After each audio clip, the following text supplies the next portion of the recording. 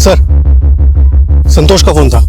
उसने गांव वालों को सुभाष मौर्य के सर कटी लाश हाईवे की तरफ ले जाते हुए देखा है। शायद वो लोग चक्का जाम करने वाले हैं। पुलिस प्रशासन! हाय हाय! पुलिस प्रशासन! हाय हाय!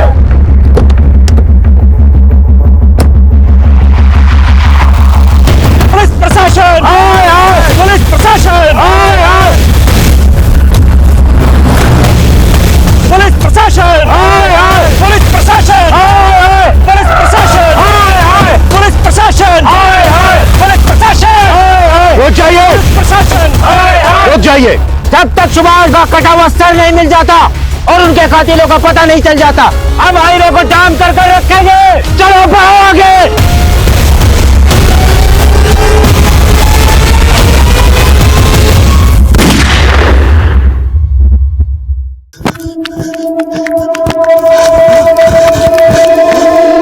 अनिल भैया, मार लो बोले बाबा का प्रसाद। अनिल भैया, वो हमारी साइकिल तो आ जाएगी ना? वो बाबूजी पूछ रहे थे, आपके भरोसे उस सरकारी स्कीम में इतना पैसा लगाया है ना। अनिल भैया गजब हो गया। इतना हाफ क्यों रहे हो? वो सुखाराम की बैल पीछे पड़ गई है क्या? बैल नहीं, पूरा गांव पीछे पड़ा है। वो सरकारी स्कीम वाले लल्लन और बच्ची पांडे दिल्ली की ठगी निकले। वो सिलाई मशीन, ट्रैक्टर, कुछ सब छूटा था, सारे पैसे लेके भाग गए। अरे कब लुटेगा तू अनिल? पहले पूरे घर का पैसा डुबोया, अब पूरे गांव वालों को डुबो दिया। अरे खोपड़ी में दिमाग है, उसको चिल्ला मार के फूंक दिया तूने। हम अपने भाई के बेवकूफी के लिए आप सबसे माफी मांगते हैं। गलती तुम्हारी नहीं, तुम्हारे भाई की है। इस काम के सभी लोग तुम्हें बहुत मानते हैं, जिसकी वजह से पंचों ने पुलिस को नहीं बुलाया।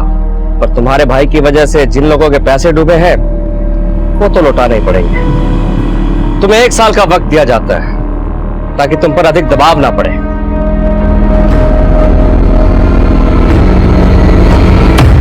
अगर 1 साल तक गांव वालों का पैसा चुकाते रहे तो हमारे पास क्या बचेगा? ये बात अपने लाडले देवर से पूछो। अरे मैं कहता हूँ ये झंझटों में पड़ने की क्या जरूरत थी? अरे तो हम क्या जिंदगी भर खेतों में आपकी तरह मजदूरी करते बैठे? भैया आपने तो कभी बड़ा सोचा ही नहीं। अगर दावा सही लग जाता ना तो जिंदगी संवर जाती हमारी। जिंदगी कोई बछड़ा नहीं है जो पैदा होते ही खड़ा हो जाता है। किस्मत और जिंदगी बदलने के लिए मेहनत करनी पड़ती है।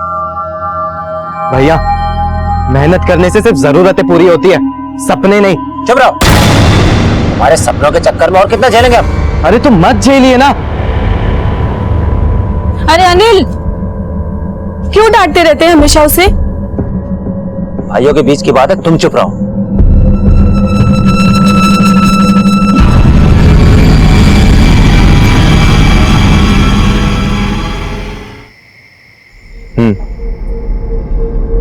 चलो बाद में बात करते हैं। अनिल, हाँ भैया चले? हाँ चले। चला जा।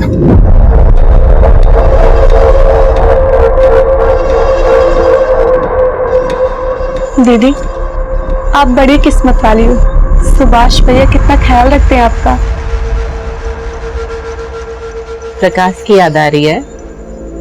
फिक्र मत कर, शहर गया बॉर्डर पर नहीं, कुछ ही घंटों में आ जाएगा।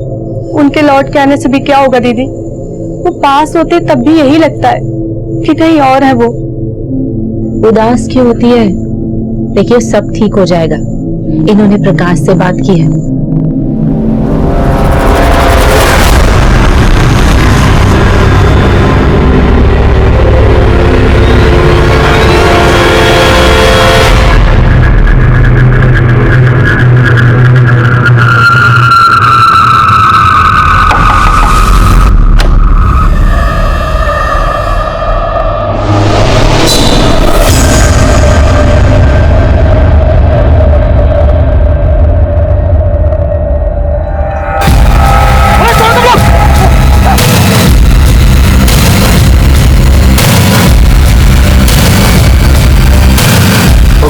गोपाल की जय, कन्हैया लाल की।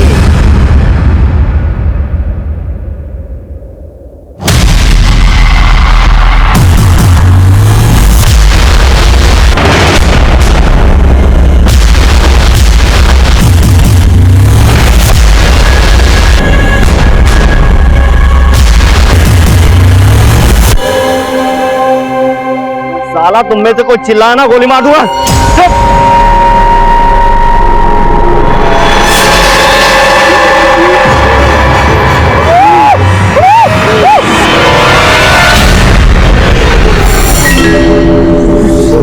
चलो चलो।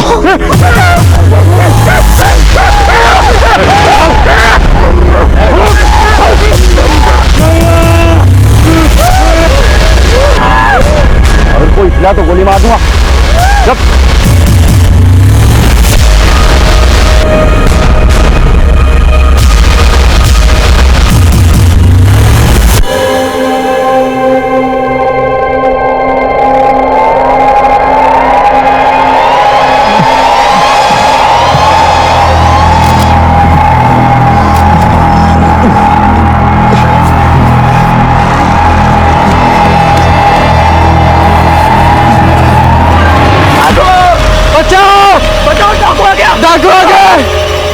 डाकू आ गए, बचाओ!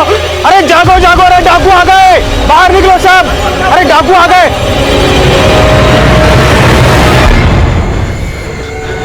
अरे तू उन्हें अकेले कैसे छोड़कर आ गया? कौन थे वो लोग, कहाँ लेके गए इन्हें? भाभी हमें कुछ भी नहीं पता। वो बहुत खतरनाक लोग हैं। उनके चेहरे पर कपड़ा था और उनके पास बड़ी बड़ी बंदूकें भी हैं। ऐसा करते हैं, हम सभी मिलकर चलते हैं। आप सभी अपनी अपनी लाठियां लीजिए और मेरे साथ चलिए। और तुम तीनों चलो जगह दिखाने को। चलो चलो जल्दी चलो चलो। हे भगवान।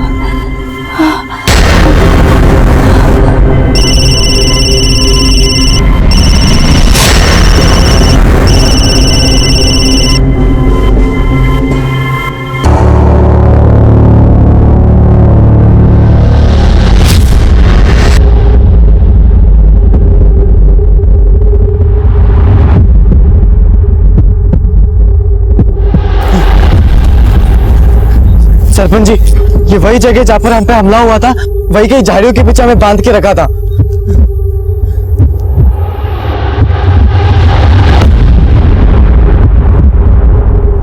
सभी लोग दूर दूर फैल जाइए और जल्दी से सुभाष को ढूंढिए, आसपास के सारे खेतों में, जल्दी। सुभाष! सुभाष भैया! सुभाष! सुभाष!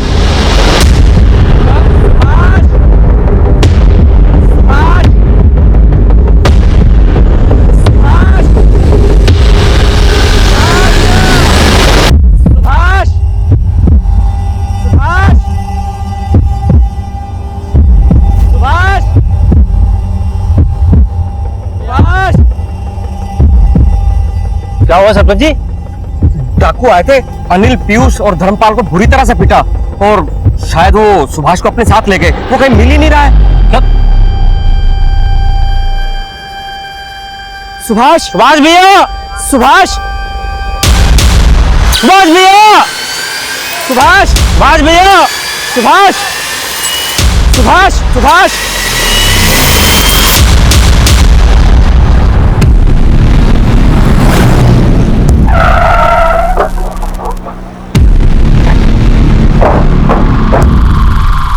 साहब, हमारा नाम धर्मपाल है। ट्रांसपोर्ट का काम है हमारा। टेम्पो, ट्रैक्टर ये सब भाड़े पर देते हैं हम। कल रात हिसाब का पैसा लेकर लौट रहे थे तो गमछा पहने 3 लोगों ने हम पर हमला कर दिया, हमें पीटा। एक के पास तो बंदूक भी थी साहब। हमसे हमारे पैसे भी छीन लिए और फिर हमें बांध कर वहीं इंतजार करने लग गए। और फिर बेचारा वहां सुभाष आ गया और फिर अनिल और पीयूष आ गए। साहब, हम और पीयूष वहां से खाट लेकर आ रहे थे, फिर अचानक हम पर लाठियों की बरसात होने लगी। हमें तो पता ही नहीं चल रहा था साहब कि क्या हो रहा है। उन लुटेरों के चेहरे नहीं देखे तुमने, पर उनकी बातें तो सुनी होगी। वो क्या बातें कर रहे थे आपस में? नहीं साहब, आपस में ऐसा कुछ तो बात नहीं कर रहे थे, बस बार बार हमको धमका रहे थे। फिर हम सबको बांध दिया साहब और सुभाष भैया को वहां से पीछे की ओर लेके चले गए। और साफी थोड़ी देर बाद हमने हिम्मत की, अपने हाथ खोले और अपनी जान बचाने के लिए भागे साहब। इससे पहले तुम्हारे गांव में कोई ऐसी वारदात हुई है क्या? साहब, इससे पहले भी 1-2 लूटपाट की वारदातें हुई थी, मगर वो लोग ऐसे किसी को साथ में नहीं लेके गए। प्रकाश, तुम्हारे भाई सुभाष की किसी के साथ कोई दुश्मनी थी क्या? सुभाष भैया को हमने इतने सालों में किसी के साथ लड़ते झगड़ते नहीं देखा। शायद कोई ऐसा हो जो ये जानता हो कि रात को सुभाष खेतों को पानी देने जाने वाला है और उसने मौके का फायदा उठा लिया हो। साहब, आमतौर पर खेत में रात को पानी देने मैं जाता हूँ। कल मैंने भैया से कहा कि इस बार मंडी में जाऊंगा। हमें नहीं पता था कि भैया के साथ ये सब हो जाएगा। ये सब हमारे कारण हुआ।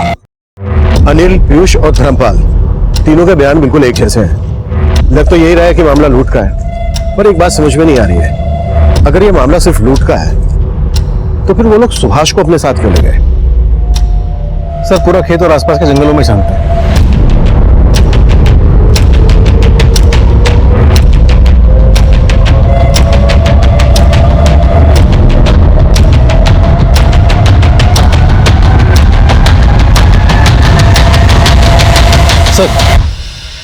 सर एक लाश मिली है, लेकिन क्या?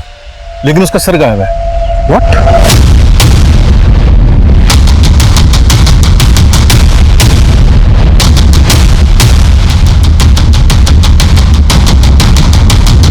भैया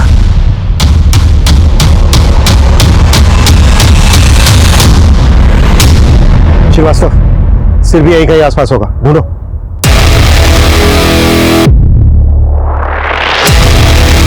रोक चाचा, अरे रोक कह रहा तो ले संभाल के पकड़ इसको। इस आदमी ने परेशान करके रख दिया यार। अरे चाचा यार, तू अपने इलाज क्यों नहीं करवाता? पानी पीता कम है, निकालता ज्यादा है। अब जल्दी कर, वो उल्टी खोपड़ी गिरा देगा। हाँ चाचा, बैठो जल्दी यार, बैठो बैठे। हाँ चले।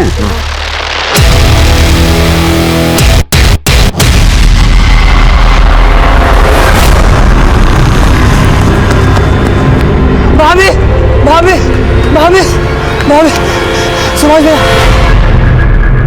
भाई की लाश मिली है। भाभी भाभी क्या हो गया? हमने उस इलाके के आसपास का सारा जंगल दोबारा से छान मारा। 15 घंटे चली सर्चिंग के बाद भी सुभाष का सर हमें कहीं नहीं मिला। इस दौरान सुभाष के परिवार के साथ साथ पूरा गांव भी हमारे खिलाफ हो गया। पोस्टमार्टम के लिए वो हमें सुभाष का धड़ सौंपने के लिए तैयार ही नहीं थे।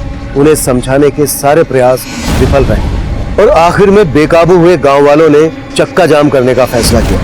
इससे पहले कि कोई अनहोनी घटे, हमें स्थिति को नियंत्रण में लेना था। गांव वालों का खोया हुआ भरोसा वापस जीतना था। देखिए, हम लोग यहाँ आप लोगों की मदद के लिए ही आए हैं। आप लोग यही चाहते हैं ना कि सुभाष के कातिल पकड़े जाएं? हम भी यही चाहते हैं, लेकिन उसके लिए जरूरी है सुभाष का पोस्टमार्टम होना। मेरे भाई का सर चाहिए मुझे। आपने तो हाथ खड़े कर दिए कि उसका सर नहीं मिला। अगर आप लोगों में से कोई हमारी बात को समझ रहा है तो प्लीज समझाइए इसे। देखो, जितनी देर होगी पोस्टमार्टम रिपोर्ट आने में, उतनी ही देर होगी तुम्हारे भाई को इंसाफ मिलने में।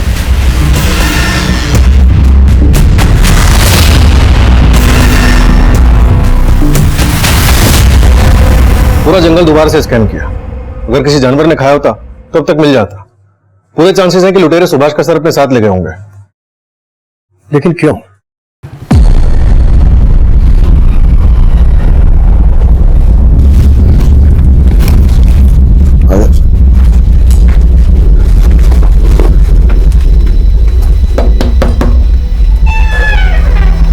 काम हो गया आपका। जैसी मांगी थी वैसी खोपड़ी लाए। कातिल सर का क्या करेंगे ये बात समझ में नहीं आ रही है। ये लोग पहले से उस जगह पर घात लगाकर बैठे थे। सबसे पहले इन्होंने धनपाल को पकड़ा, उसे पीटा, लूटा और बांध दिया। और फिर वहां सुभाष आया, उसे भी पीटा और बांध दिया गया। और फिर यही सब सुभाष के छोटे भाई अनिल और उसके कजिन पीयूष के साथ हुआ। लेकिन इन चारों को बांधने और पीटने के बाद उन्होंने सिर्फ सुभाष को चुना। उसे घसीट कर ले गए, उसका सर काटा, सर अपने साथ ले गए।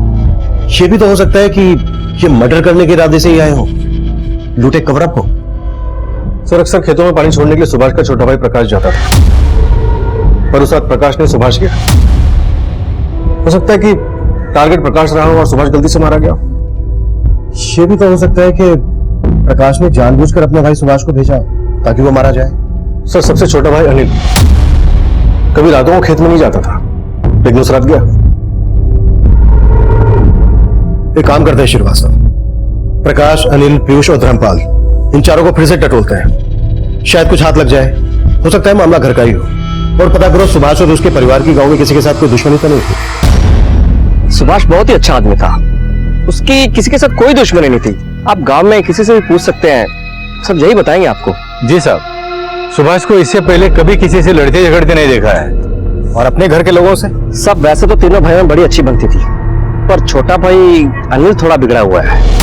उसकी किसी फर्जी स्कीम के चक्कर में कुछ गांव वालों के पैसे भी अटके हुए थे और गांव वालों का इसके बारे में उसके साथ झगड़ा भी हुआ था और सुभाष ने सबके सामने उसको थप्पड़ भी मारा था।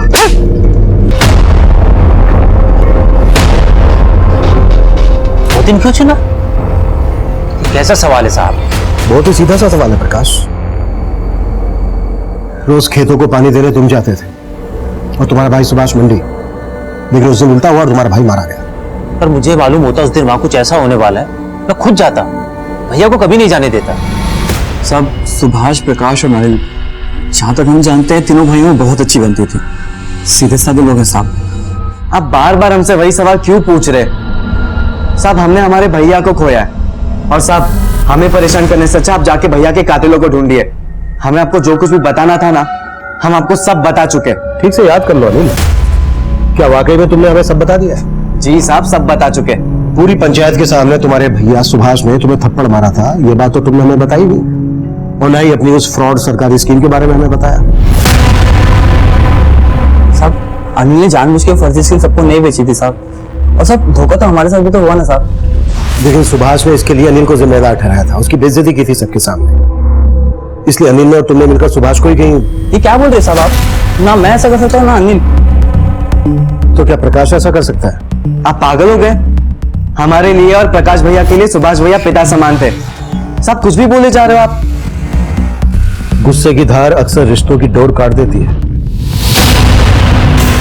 जब सुभाष ने सबके सामने तुम्हें थप्पड़ मारा था, गुस्सा तो आया होगा तुम्हें। तीनों भाइयों का रिश्ता इतना कच्चा नहीं था साहब। लेकिन ये बात एकदम पक्की है कि किसी ने तगड़ी दुश्मनी निकाली तुम्हारे भाई से, वरना कोई उसका सर काट के क्यों ले जाता? अगर दुश्मन घर के भीतर का नहीं है तो फिर कौन हो सकता है? हम नहीं जानते। पता नहीं साहब।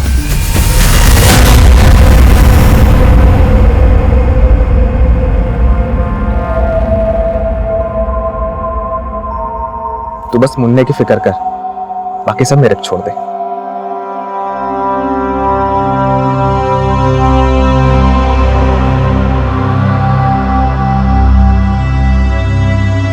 दीदी, मुझे कुछ ठीक नहीं लग रहा है। प्रकाश कभी मंडी नहीं जाते थे, लेकिन उस दिन गए। उस रात जब ये सब हुआ तो हमने उन्हें फोन भी किया था, उन्होंने फोन काट दिया और फिर बंद कर लिया।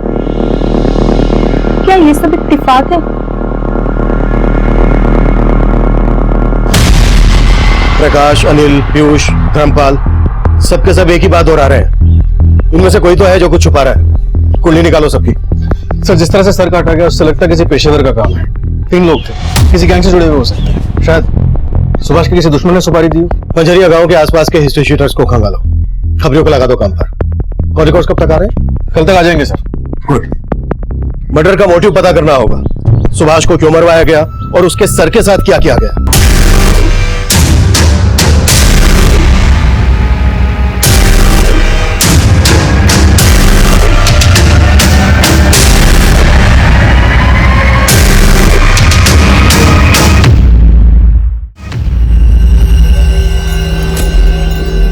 ये लीजिए।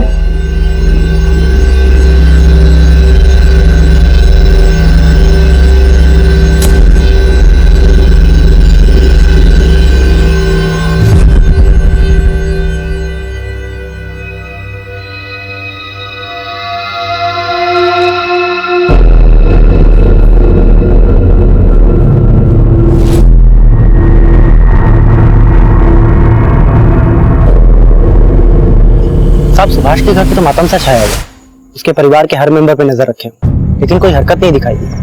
सब लोग शोक में ही है। पर पंजरिया में कोई नया बंदा दिखा जिसने शायद सुभाष की सुपारी ली हो? वो काम भी चल रहा है सर। सुपारी लेने वाले सभी गैंग में छानबीन कर, जैसे कुछ पता चलता मैं आपको बताता हूँ। अभी अगर उस दिन भैया की जगह मंडी नहीं गए होते, आज सुभाष भैया। हमने उस रात आपको फोन भी किया था, आपने फोन काट दिया और फिर बंद कर दिया। क्यों? हम भाभी से बात कर रहे हैं, अंदर जाओ। हमसे कुछ छुपा नहीं है। ज्यादा होशियार मत दो। क्या बात करें तुमसे? जब से तुम इस घर में आई हो ना, पूरा सुकून छीन लिया है।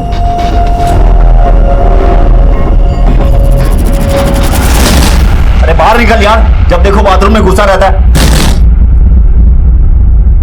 ये मजा आ गया। मजा आ गया? ऐसा थोड़ी ना होता है, इतनी मेहनत की है, पैसे मिले नहीं है। अरे भतीजे थोड़ा ठंड रख, तेरे चाचा ने डबल डील की है। एक कटे हुए सर के 2 इनाम मिलने वाले। देर सवेर तो होती रहती है। इधर ज्यादा देर रुकना ठीक नहीं है, आके वर्दी वाले कुत्ते सुन लेंगे हमें। अरे भतीजे कहा ना थोड़ी ठंड रख, कुछ नहीं होगा। एक ऐसे ही चाचा भतीजे की जोड़ी देखी थी हमने, दिखने में ऐसा लगता था किसी पागल खाने से भाग कर आए हैं। भतीजे कितनी बार तुमको बोले हमारे रहते जेब में हाथ मत डाला करो। बजा बजा बजा, कितना बोलो? 40। सब कुछ नहीं है। चाची कितनी बार बोले हैं घर से निकले छुट्टे रखा करो।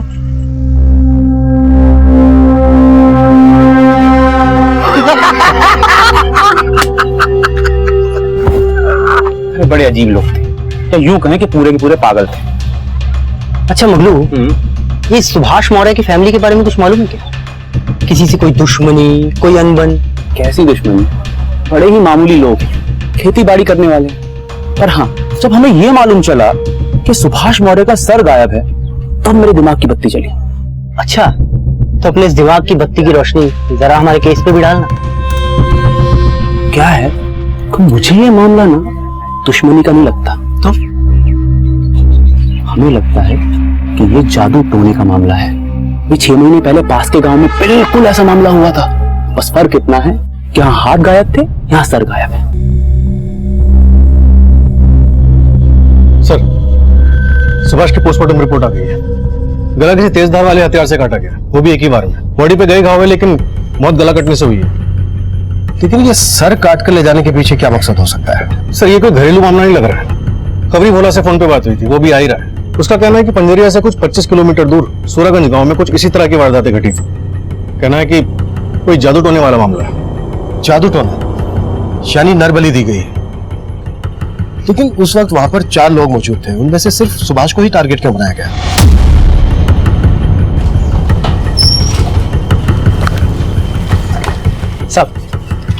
सब एक काम की खबर लाए। बोल। वो अपना हिस्ट्री शीटर है ना, विराज बनारसी, पंजरिया में देखा गया।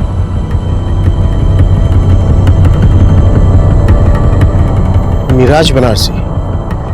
मिराज बनारसी लूट के काफी बड़े केसेस में इन्वॉल्व रहता है। तो 2000 रुपए की लूट के लिए इतनी मेहनत क्यों करेगा? बाद में कोई वजन नहीं है। एक भारी खबर भी लाए साहब। बोलना। गांव में 2 नए कबूतर आए हैं, चाचा भतीजे की जोड़ी।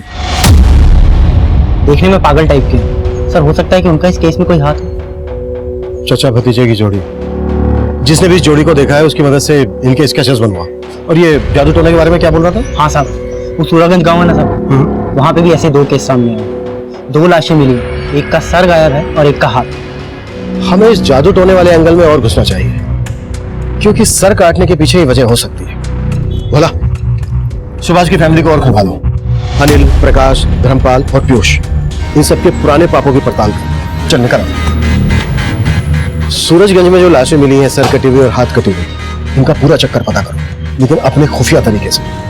किसी को कानो कान खबर नहीं लगनी चाहिए। समझ गया सर।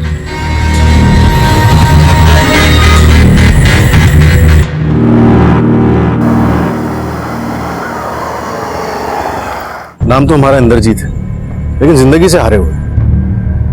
राहु केतु किस्मत पे ऐसा डेरा डाल के बैठे हैं कि पूछो नहीं। बहुत उम्मीद लगा के तुम्हारे इस गांव में आए हैं भैया। सुना है कोई जादू टोने वाले बाबा रहते हैं आपको? बाबू सही जगह आए, आओ मेरे साथ। यहाँ एक बाबा सुल्तानपुरी रहते हैं जो रूहानी ताकतों को बस में करना जानते हैं। ऐसा कोई मर्ज नहीं जिसका इलाज ना हो उनके पास में। बोलो तो मैं मीटिंग करा दूं, मगर तुमको मुझे 1000 रुपए देने होंगे। भैया जितना पैसा बोलोगे दे दूंगा, लेकिन मेरा काम जरा पेचीदा है। कर पाएंगे तुम्हारे बाबा? ऐसा कोई काम नहीं जो बाबा के लिए मुश्किल हो। इधर आओ। मुझे नरबली देनी है। नरबली? हाँ, उसी से मेरा बेड़ा पार होगा। कर पाएंगे तुम्हारे बाबा?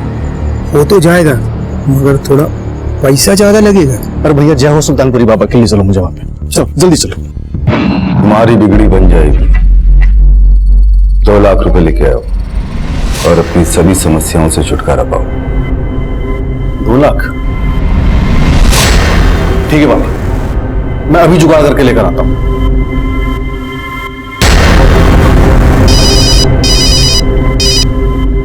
हाँ श्रीवास्तव, सूरज का बाबा सुल्तानपुरी नरबली करने के लिए तैयार हो गया सर। ले आओ इस बाबा को। अब इस पर जादू टोना हम करेंगे हमारे तरीके से। सर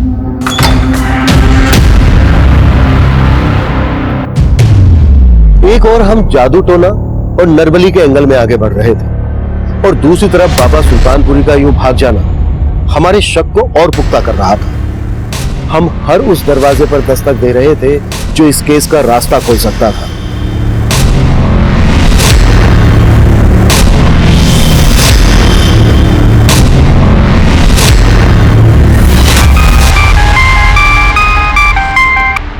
हेलो साहब, एक नई बात पता चली है कि सुभाष का भाई प्रकाश पहले धर्मपाल के वहां काम करता था, लेकिन अभी कुछ दिनों पहले धर्मपाल ने उसे नौकरी से निकाल दिया। ये बात ना धर्मपाल ने बताई और ना ही प्रकाश ने। लगता है सुभाष की फैमिली काफी कुछ छुपा रही है हमसे।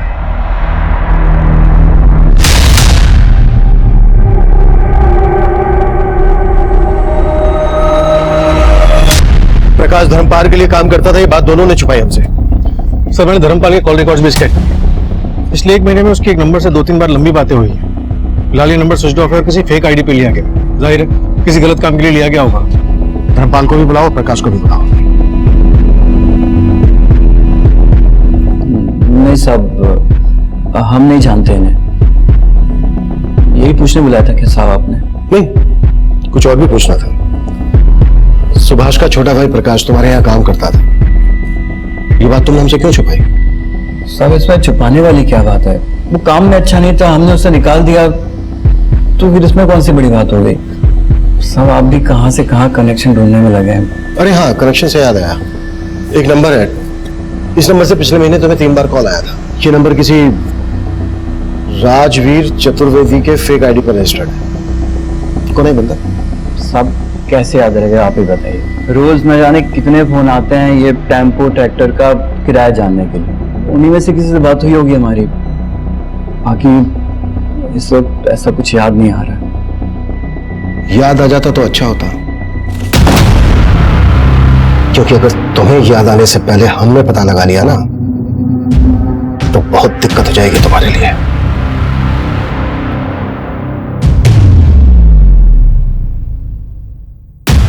सर हम फोटो के बारे में बता चुके हैं, हम इनमें से किसी को नहीं जानते। सर हम धर्मपाल के यहाँ नौकरी करते थे, उसको सही नहीं लगा, उसने हमें निकाल दिया। प्रकाश तुम्हें क्या लगता है ये धर्मपाल मरवा सकता है तुम्हारे भाई को? तुम्हारे भाई की कोई दुश्मनी रही है धर्मपाल के साथ? सर धर्मपाल उस दिन खुद मरते मरते बचा, आप उस पर भी शक कर रहे हैं? आपके सवाल हो गए तो जाऊं मैं सर?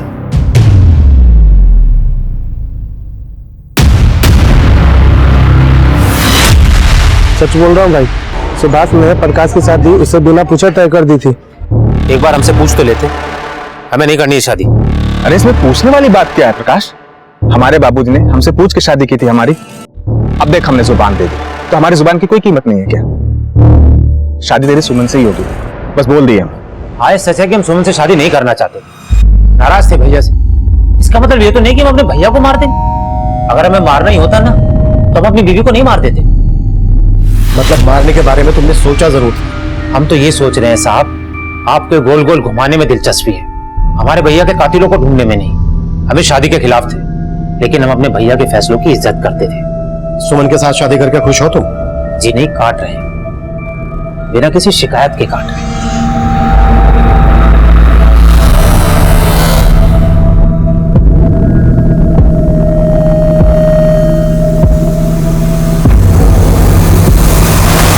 प्रकाश तुम आग से खेल रहे हो, और देखना ये आग तुम्हारे साथ साथ हमारे पूरे घर को जला देगी। सुमन बहुत अच्छी लड़की है, अगर तुम उसका दिल दुखाओगे तो समझो तुमने हमारा और अपनी भाभी का दिल दुखाया है। बाकी तुम्हारी मर्जी। सर बाबा सुल्तानपुरी के कॉल रिकॉर्ड्स में रेवापुर के ललित चौधरी का नंबर काफी बार फीचर हुआ है। जब मैंने रेवापुर थाने में इस बारे में बातचीत की तो पता चला कि वो गांव का मुखिया हुआ करता था, लेकिन झाड़ फूक और जादू टोने में धंसा होने के कारण लोगों ने उसका बहिष्कार किया और उसे हटा दिया। और सर इस ललित चौधरी की केस हिस्ट्री भी काफी काली रही है। और ये भी पता चला है कि कुछ दिन पहले बाबा सुल्तानपुरी ललित चौधरी से मिलने के लिए रेवापुर गांव गया था। ये मुखिया इस केस की मुख्य कड़ी बन सकता है। उठा लो इस ललित चौधरी को। सर, कौन सुभाष और ये कौन बाबा सुल्तानपुरी?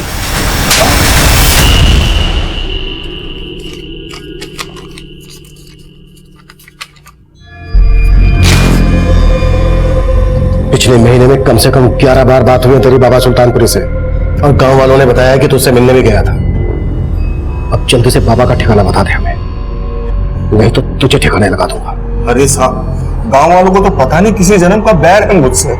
झाड़ फूक के झूठे इल्जाम में मुझे मुखिया की कुर्सी से हटा दिया। अब ये इल्जाम, कसम से साहब मैं किसी बाबा बाबा को नहीं जानता।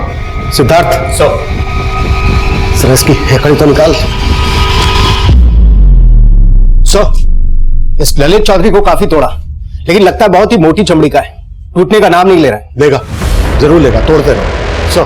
श्रीवास्तव, तुम ललित चौधरी की घर की तलाशी के लिए निकलो, शायद कोई काम की चीज हाथ लग जाए। सर,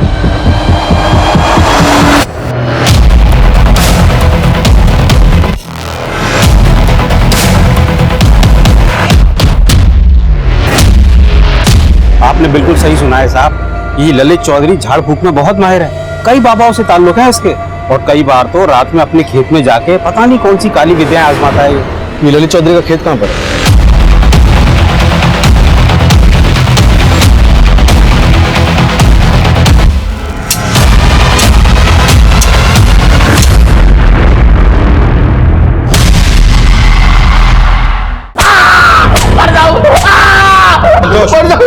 मत मारो।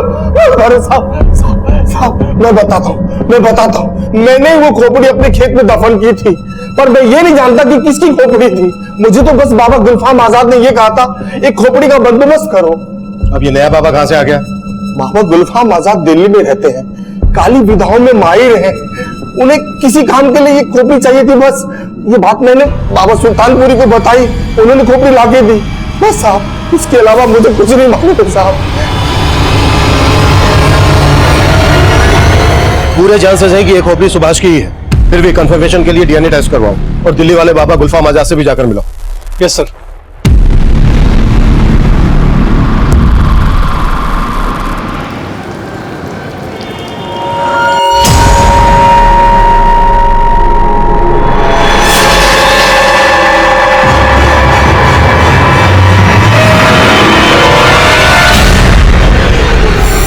सर, इन चाचा भतीजा का भी क्रिमिनल रिकॉर्ड रहा है। इनके असली नाम फजलू और बिल्लू है। पंजाब में लूट और मारपीट के 2-3 केसेस में इनका नाम उछला था, कुछ टाइम अंदर भी थे। सुभाष की मौत के आसपास फजलू और बिल्लू अंजरिया में देखे जाते हैं। हो सकता है इस बार ये चचा भतीजे मारपीट और लूटपाट से आगे निकल गए हों, मर्डर की सुपारी लिए। हिस्ट्री शीटर मिराज बनारसी भी इसी दौरान देखा जाता है। कातिल कुल 3 लोग थे। अगर देखा जाए तो कड़ियां जुड़ तो रही हैं, लेकिन कई सवाल भी खड़े कर रही हैं। अगर हम ये मानकर चले कि इन चाचा भतीजे ने बाबा सुल्तानपुरी को इंसान की खोपड़ी सप्लाई करने के लिए सुभाष का सर कलम किया, तो सवाल ये उठता है कि सुभाष ही क्यों, अनिल, पीयूष और धर्मपाल क्यों नहीं?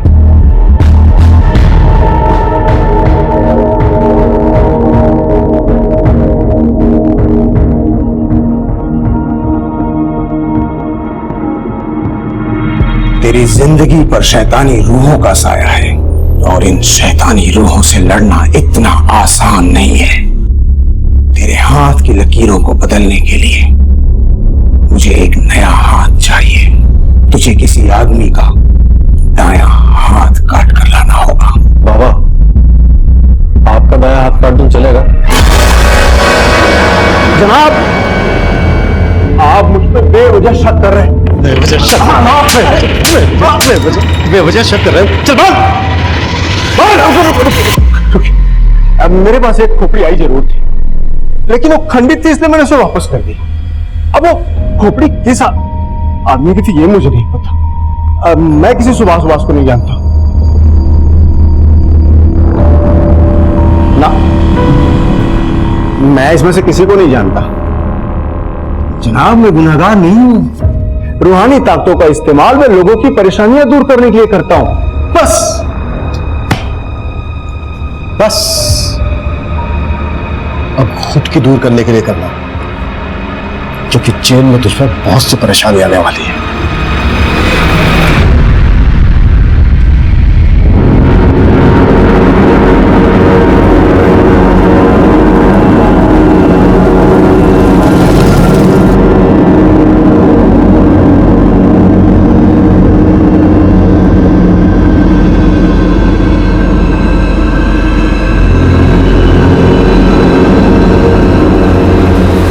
देखो बाबा, हमने आपको अच्छी ताजी खोपड़ी लाकर दी, हमारा पैसा नहीं मिला है अभी तक। अब हमारी खोपड़ी खराब हो रही है।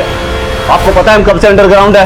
ए लड़के, आवाज नीचे। ओ बाबा जी, अरे भतीजे को धमकाना मत, हमारा पैसा दे दो, हम चले जाएंगे। पैसा अभी नहीं मिल सकता, नई खोपड़ी ले आओ, दुगना मिल सकता। क्या सोच रहे हो चाचा? उड़ा दो अपने भतीजे की खाली खोपड़ी और परोस दो इस बाबा को। अरे बात तो सुनिए साहब, ये सुनिए बात। अरे लेकिन ये वो हमने क्या है भाई? हमारे हाथ सिर्फ वो चाचा भतीजा ही नहीं बल्कि बाबा सुल्तानपुरी भी लगा। तीनों एक ही जगह पर एक ही साथ धर लिए गए।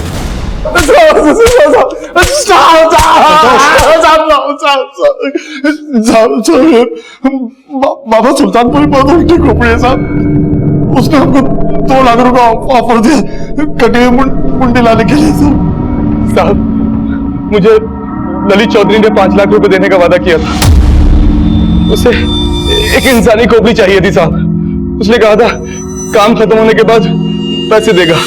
मुझे बाबा गुलफाम आजाद ने 20 लाख रुपए देने का वादा किया था। किसी विधि के लिए उन्हें खोपड़ी चाहिए थी। जब उन्होंने खोपड़ी देखी तो वो नाराज हो गए। क्यों? ये नहीं चलेगी, इसके जबड़े टूटे हुए हैं। बाबा बड़ी मेहनत से मिली है, आप बोली तो गोंद से चिपका दूं। ले जा इसे, ये मेरे किसी काम की नहीं है। बस सुभाष को ही क्यों मारा? सुभाष के अलावा उस वक्त वहां पर 3 लोग और भी थे। सुभाष को ही क्यों टारगेट बनाया गया? साहब ये चुनाव मिराज बनारसी ने किया है, मटर भी उसी ने किया साहब, हमने नहीं किया। एक मिनट, ये मिराज कहां से आ गया बीच में? खोपड़ी की डील तो बाबा सुल्तानपुरी से हुई थी ना तुम्हारी? साहब वो हमें डबल डील मिला था साहब। कैसी डबल डील? देखो हमको किसी को टपकाने का काम मिला हुआ है, लेकिन काम बहुत फैला हुआ है, हमसे अकेले होगा नहीं। देखो मिराज भाई, हम लोगों ने आज तक कभी फूल मर्डर नहीं किया है और ना ही करना चाहते हैं। क्यों भतीजे? सही कहा चाचा। पहले पूरी बात तो सुनो। मारूंगा मैं ही, तुमको सिर्फ साथ देना है। देखो मुझे 1 लाख मिल रहा है, 50 तुमको दूंगा। मिराज भाई फेंको मत, हम जानते हैं आप 2 लाख से कम में काम नहीं करते। तो ठीक है, आखिरी ऑफर 80 दूंगा। बोलो साथ दोगे या कोई और बंदा ढूंढूं? लेकिन हमारी एक शर्त है। कैसी शर्त? मतलब हमको मुनाफा डबल मिलेगा साहब, किसी को मारना भी नहीं पड़ेगा और मुंडी भी मिल जाएगी, जिसकी हमें वो सुल्तान बाबा 2 लाख रुपए देने वाला था। और बनारसी 80,000 देगा। मुंडी काटनी है? मुंडी का क्या करोगे तुम? दरवाजे में लटकाएंगे। आपको क्या करना है मिराज भाई? पेट में छुरा मारने वाले हो, गर्दन में मार देना। फिर ठीक है, मुंडी तेरे को गिफ्ट किया। साहब वादे के मुताबिक मिराज ने तो 80,000 दे दिए, लेकिन बाबा सुल्तानपुरी से पैसे नहीं मिले। मुझे भी नहीं मिले साहब, ललित चौधरी ने दिए ही नहीं मुझे पैसे। मुझे भी नहीं मिली। बाबा गुलफाम को खोपड़ी में दरार भी दिख गई। मतलब मिराज को सुपारी मिली थी सुभाष को मारने की, ये सही है? हाँ किसने दी थी? ये तो मेरा जाने साहब, हम आम खाते पेड़ नहीं गिरते साहब। सच कह रहे साहब, सच कह रहे।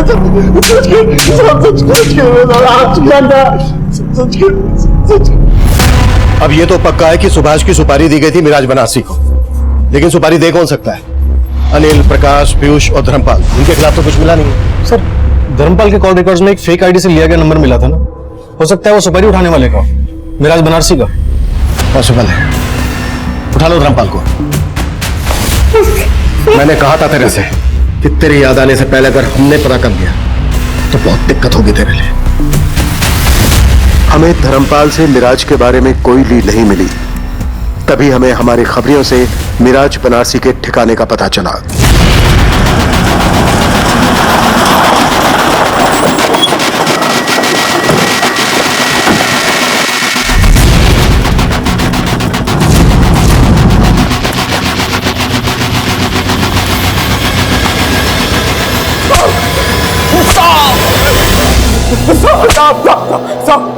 साहब और मत मारना साहब। चल हो जा शुरू। सुभाष को मारने की सुपारी मुझे धर्मपाल ने दी थी साहब। साहब उस आपको जो हुआ सब प्लान के मुताबिक हुआ ताकि धर्मपाल पे किसी को शक न जाए साहब, लेकिन ये गड़बड़ हो गई जो हमने सोची भी नहीं थी।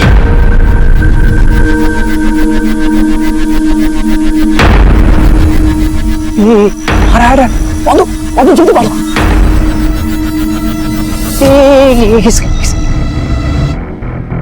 अरे ये तो सुभाष है यार, उसका बड़ा भाई। क्या करें? तुमको जो खोपड़ी चाहिए किसकी भी चलेगी। अपने भतीजे के काट कर जा। मत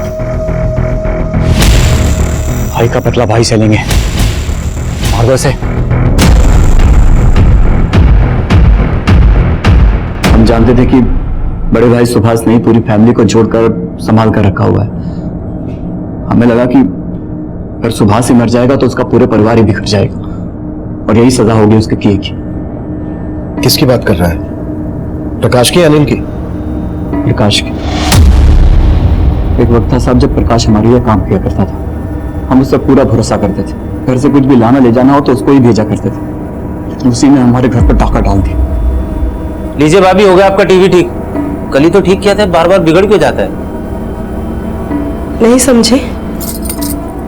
देखो हमारी आंखों में सुंदर नहीं है क्या हम? जब हमें ये बात पता चली तो हमने उसे काम से ही निकाल दिया और हमारी जिंदगी दुश्वार हो गई। शर्म नहीं आती तुम्हें? मालकिन होकर हमारे मुलाजिम के साथ। अब तुमसे तो कुछ होता नहीं है। मीनाक्षी, खबरदार ऐसी हरकत की तो हाथ तोड़ देंगे। प्रकाश इस घर में आता है, आता था और आता रहेगा, समझे? मीनाक्षी तो बेशरम, लेकिन प्रकाश को तो समझना चाहिए था। अपनी बीवी को धोखा दे रहा था। मेरा और उसका दोनों का घर उजाड़ रहा था वो। अब हमने उसको समझाने की बहुत कोशिश की, लेकिन वो फिर भी हमारे घर पर आता रहा। तो हमने तय कर लिया कि प्रकाश को हमारी बेइज्जती की कीमत चुकानी पड़ेगी। हमने मिराज बनारसी को उसकी सुपारी दी और प्रकाश की किस्मत उस रात उसकी जगह उसका भाई सुभाष आ गया। लेकिन अच्छा ही हुआ साहब, प्रकाश मर जाता तो छुटकारा मिल जाता उससे। वो पूरी जिंदगी मेरी तरह तड़पेगा, अपनी गलती पर रोएगा। यही चाहिए था मुझे, यही चाहिए था साहब।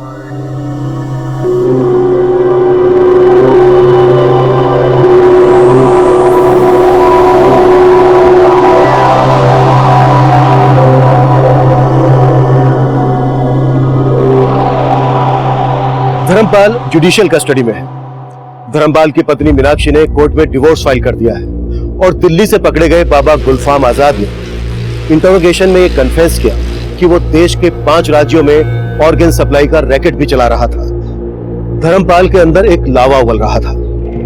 उसकी पत्नी की बेवफाई और ताने उसकी मर्दानगी को चोट पहुंचा रहे थे और आखिर एक दिन ये लावा फटा जिसमें एक निर्दोष अपनी जान गंवा बैठा। सुभाष को इस बात का आभास बहुत पहले ही हो गया था कि उसका भाई आग से खेल रहा है। उसने होने वाले जुर्म की दस्तक महसूस की थी और सबको चेताया भी था, पर अफसोस इत्तेफाक के रचे इस खेल ने सुभाष को इस जुर्म का शिकार बना दिया। इस केस में एक और पहलू सामने आया जो हमारे समाज का बहुत बड़ा दुश्मन है। झाड़ फूक, मैली विद्या, जादू टोने, अंधश्रद्धा। अक्सर ये टोटके डर के साए में पनपते हैं और ढोंगी पाखंडी बाबा इसकी आड़ में फैका कारोबार करते हैं। किसी दूसरे इंसान की बलि देने से आपकी जिंदगी के सारे कष्ट दूर हो जाएंगे। ये बात सुनने में ही कितनी वाहियात और घिनौनी लगती है, लेकिन दुखद सच्चाई यही है कि लोग न सिर्फ इस पर विश्वास करते हैं बल्कि अमल भी करते हैं। हमारा इस केस को दिखाने का मकसद है देश में चल रही ऐसी अमानवीय रीतियों के खिलाफ लोगों को जागरूक करना। दूसरे लोगों की गलतियों से, उनके अनुभवों से सीखना ही समझदारी है। अब मैं सीनियर इंस्पेक्टर अभिमन्यु जिंदल आपसे इजाजत लेता हूं। आपसे फिर मुलाकात होगी एक नए केस के साथ। Crime petrol Dastak. मकसद बताना नहीं, बचाना है।